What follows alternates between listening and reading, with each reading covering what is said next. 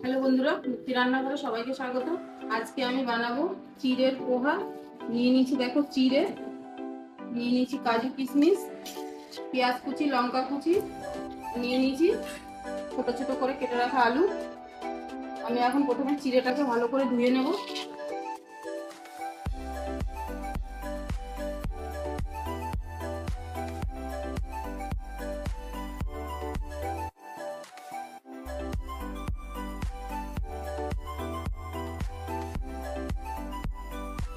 দিয়ে দিচ্ছি সাদা তেল।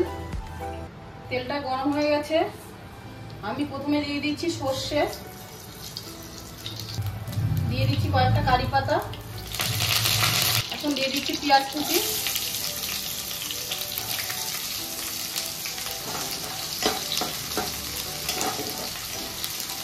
আলুটাকে দিয়ে দিচ্ছি, একসঙ্গে ভেজে নেব পেঁয়াজের সঙ্গে। দিয়ে দিচ্ছি নুন, আর দিয়ে দিচ্ছি হলুদ। আলু আর পেঁয়াজটাকে আমি ভালো করে ভেজে নেব লাল লাল করে। দিয়ে দিচ্ছি লঙ্কা কুচি,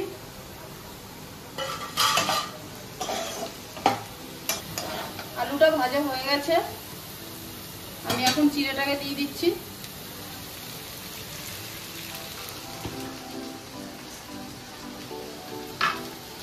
চিড়েটাকে দিয়ে ভালো করে নাড়িয়ে নিতে হবে, আলুর সঙ্গে মিশিয়ে নিতে হবে। আমি এখন উপর থেকে ছড়িয়ে দিচ্ছি কাজু কিশমিশ,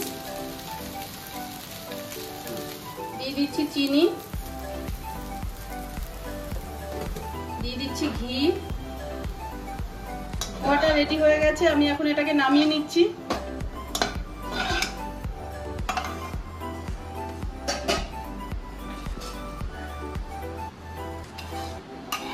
আমি এখন এটাকে একটা প্লেটে নামিয়ে নিচ্ছি।